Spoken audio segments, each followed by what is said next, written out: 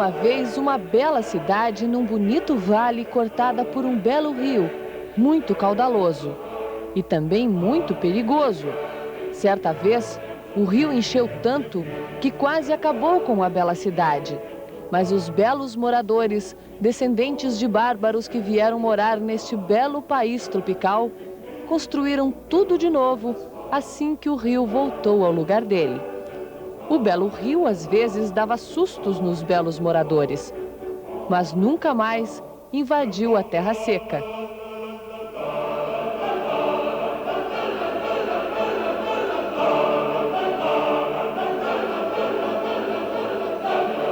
Para comemorar, o belo povo fez uma festa, como aquelas dos bárbaros, seus ancestrais.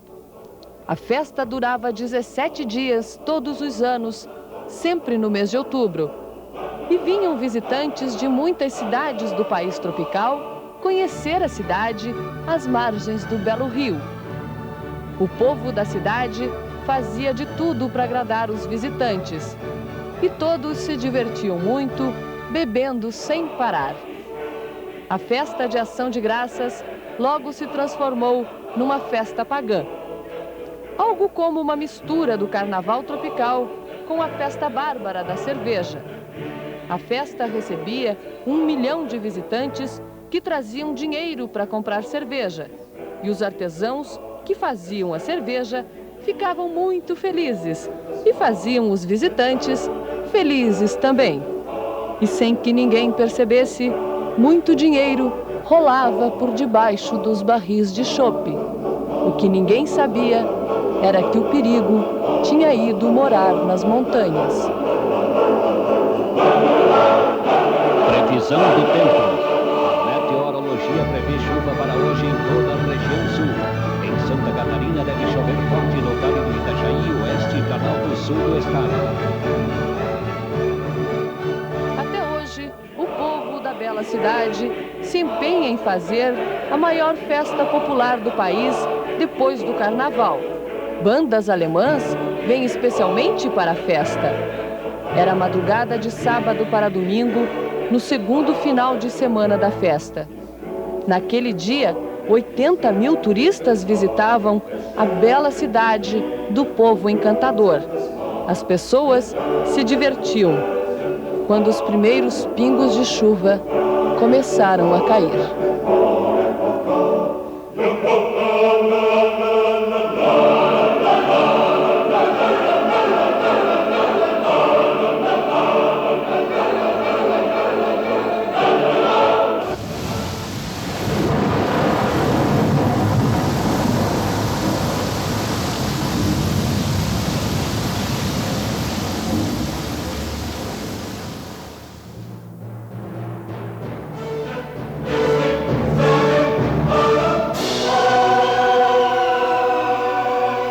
Quando amanheceu o domingo de festa, o sol não saiu.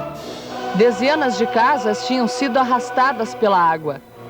Um outro tanto, soterradas. As ruas de um bairro lá das montanhas tinham nomes bonitos. Rua Belo Horizonte, Rua da Glória, Rua Rui Barbosa, Rua São Boaventura.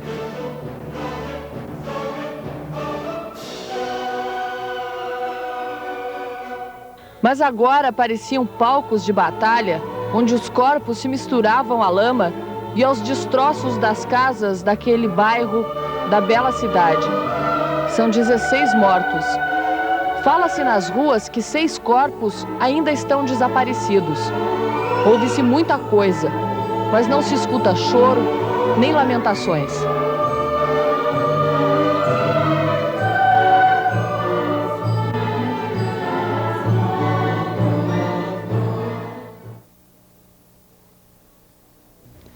O príncipe herdeiro do belo estado, da bela cidade, do povo bárbaro da festa pagã, se encontra no aeroporto com o rei de plantão. A TV mostra o triste cumprimento dos adversários, agora unidos pela tragédia. E o príncipe herdeiro está preocupado com a TV. O príncipe herdeiro procura uma jornalista. Ela vai falar para 70 milhões de pessoas do país tropical. O herdeiro quer donativos? O herdeiro quer ajuda? O herdeiro quer dinheiro do imperador? O herdeiro quer dizer que foi apenas um pequeno incidente, nada grave. A cerveja precisa ser vendida, as lojas estão abertas, tudo bem. Nenhum turista se machucou, o povo continua feliz. Não espanta turista, pô! Ah, o herdeiro quer dinheiro. O herdeiro tem a resposta em cadeia nacional. Ele não sabia. Tragédia da mais ibope que folia no país tropical.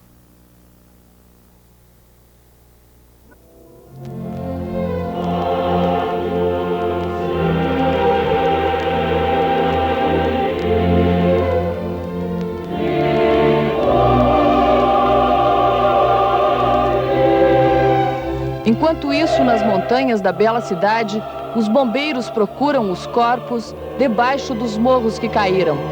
As ruas que ficavam em vales pareciam rios. A correnteza era muito forte. Começa a chegar ajuda. Voluntários das brigadas de incêndio das empresas da bela cidade, escoteiros, paraquedistas, os soldados. O rei e o príncipe se preocupam com a mídia. Como a orquestra de um navio que naufraga, a festa não pode parar. Mas na tragédia, quem tinha que coordenar o resgate não lembra sequer de desligar a energia elétrica do bairro, da montanha, da bela cidade. As pontes já não existiam, nem as ruas, nem as margens do ribeirão. Muita gente pôde ser salva graças às pessoas que deixaram o desfile da festa para ajudar no transporte onde os carros e os caminhões não passavam.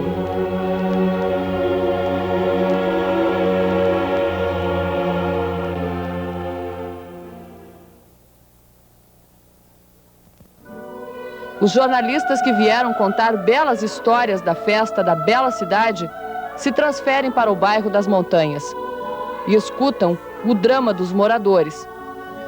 Histórias como a do artesão Alberto Redeker, a mulher e os filhos, que ficaram presos com 1,5 metro de água dentro de casa. Nós estávamos em cima do colchão que fica boiado, né? Aí o guarda-roupa virou, onde que atacou a água para não entrar muito dentro do quarto, onde nós não morremos por causa disso. Que nós estávamos em cima, com as crianças em cima do colchão, e depois nós conseguimos sentar em cima do guarda-roupa, que estava também levantado com a água, né? Só sei que a gente viu a morte na frente dos olhos. Se essa parede arrebentasse, nós ia tudo por aqui abaixo, era tudo mar de água quando relampeava. A gente só via que estava o som dentro do mar.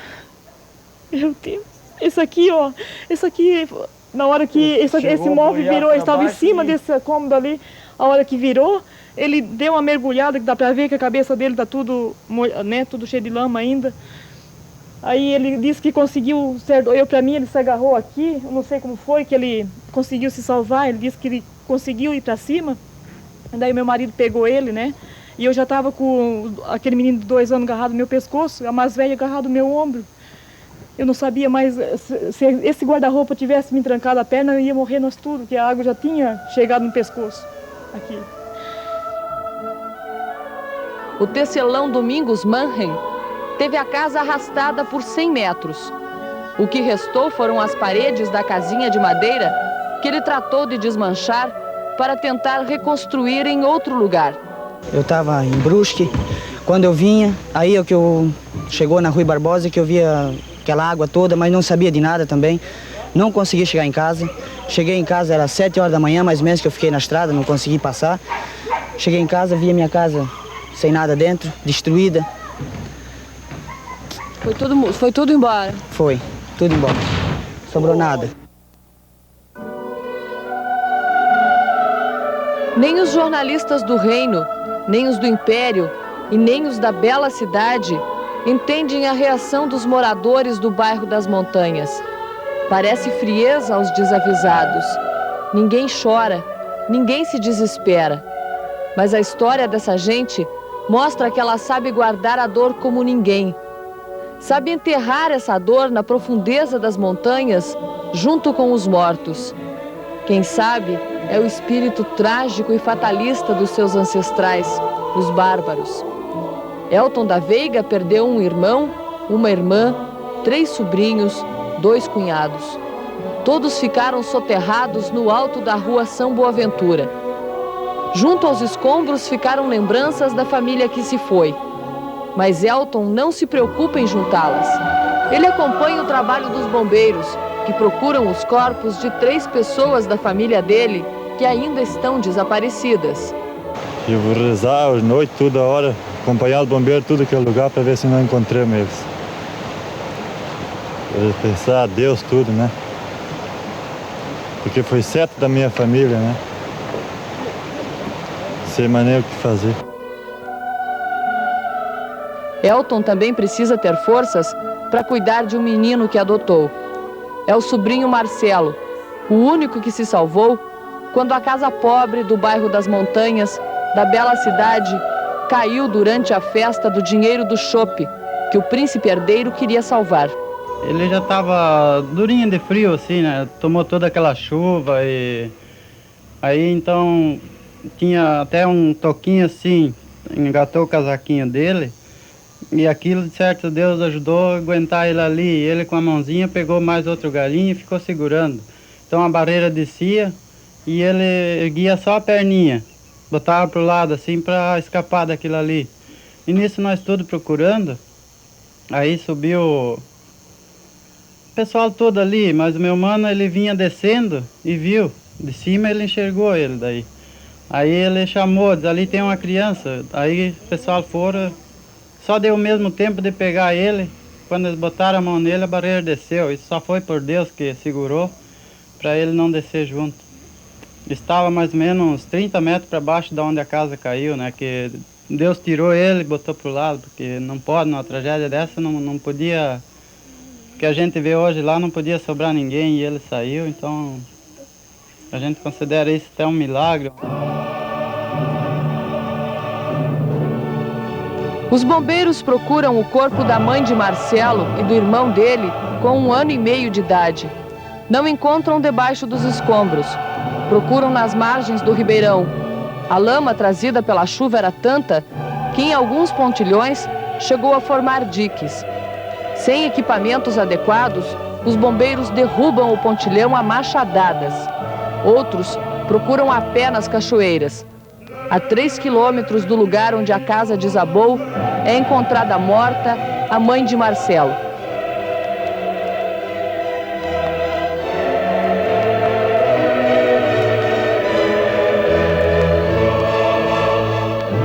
No 4º dia depois da tragédia, chegam os mergulhadores. Eles vão para o ribeirão, que desemboca no belo rio, que desta vez não transbordou. O ribeirão carrega muitas coisas que foram trazidas do bairro das Montanhas. É difícil procurar na correnteza forte, com a água tão suja e com galhos de árvore surgindo a todo instante. Os bombeiros estão a ponto de desistir. Voltam para o barco e avistam alguma coisa na margem. Eles estão a 7 quilômetros da casa de Marcelo e encontram o irmão caçula.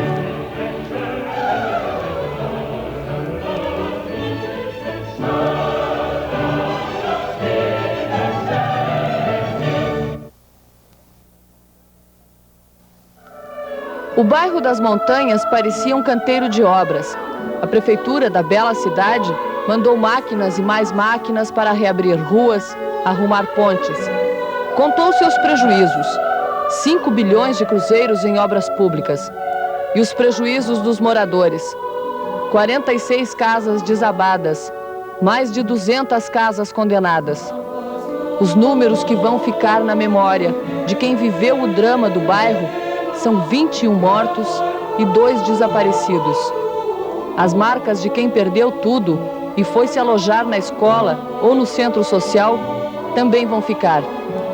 Nesses lugares, a maioria das pessoas não tinha sobrenome alemão na ficha de cadastramento. A comida e as roupas mandadas por gente que mora longe, os colchões de campanha, os móveis velhos, amenizam a dor. Mas recomeçar é uma palavra difícil para quem veio de lugares distantes, movido pela propaganda de bela cidade com bons empregos e ótimos salários. No abrigo leva-se a vida. As crianças que brincam com um voluntário guardam traumas que talvez nunca sejam estudados por um psicólogo. Talvez cresçam com medo de chuva. talvez aprendam a enterrar a dor como seus pais. O certo é que a tragédia estava marcada. Ao contrário do belo centro da cidade, aqui as casas não têm estilo. São de madeira, frágeis barracos em cima de uma terra que, por sua vez, está em cima de uma montanha rochosa. A ocupação dos morros deixou a terra nua, e nua a face da bela cidade que o país tropical conhece como uma das mais ricas. Dizia-se que esta é a Bélgica da Belíndia. A chuva fez aparecer a Índia. Não faltaram avisos vindos de cientistas e ecologistas. Esses homens chamados de lunáticos, que se preocupam com uma convivência harmônica entre a natureza e os homens. Um dos avisos veio de Lauro Baca, ecologista que mora no bairro e sabe do que estava falando. A chuva na noite da tragédia foi de 90 milímetros, o equivalente a 90 litros de água por metro quadrado.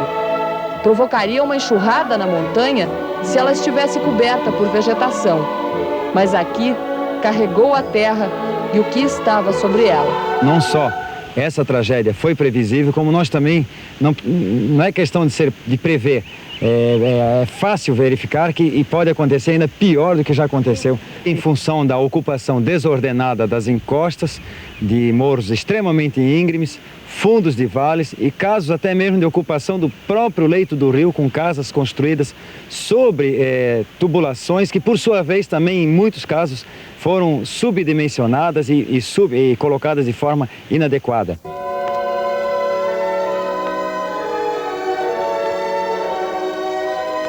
Quando a polícia da bela cidade foi investigar as causas da tragédia, encontrou também estes açudes, construídos no alto das montanhas. Açudes irregulares que os bombeiros trataram de esvaziar. Mas este aqui já estava vazio. Ele rompeu durante a enxurrada e liberou 2 milhões de litros de água sobre a rua Belo Horizonte, justamente onde morreu o maior número de pessoas. O agricultor, dono dos açudes, disse que não sabia que eles eram irregulares. Nós vamos apurar se existe se foi normalizado, se existe alguma autorização para ser feito esse açude. Mas a prefeitura colaborou com máquinas para a construção desses açudes. Bem, foi o depoimento aqui do proprietário. Nós vamos verificar quem é que autorizou essas máquinas e vamos ver qual o fiscal que, no caso, trouxe esse equipamento para cá. Esse é um lugar adequado para se construir açudes? De forma alguma, no meu ponto de vista, em cima de um morro, né? A gente não pode ter um açude de jeito nenhum.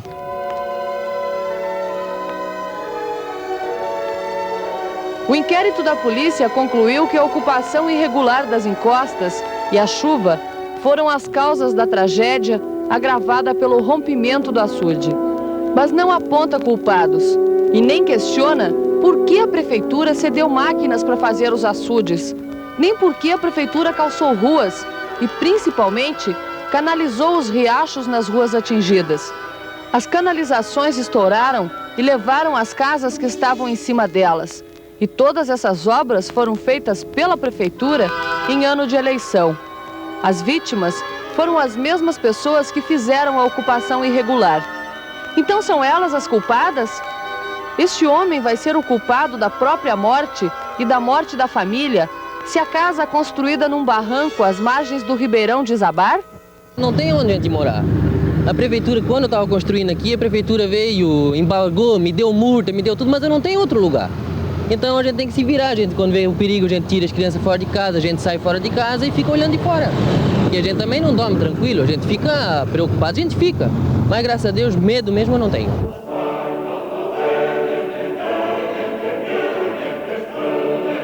A decisão de ficar não foi a mesma tomada por centenas de famílias que ficaram com as casas condenadas depois da enxurrada.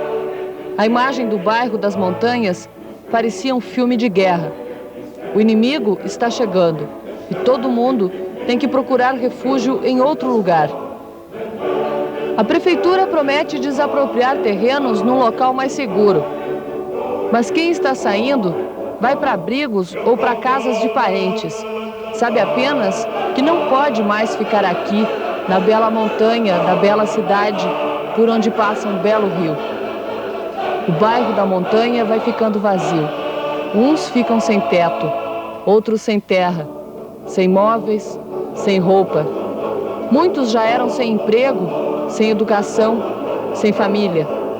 Tudo fica feio naquela montanha, daquele povo, daquela cidade onde tudo antes era belo.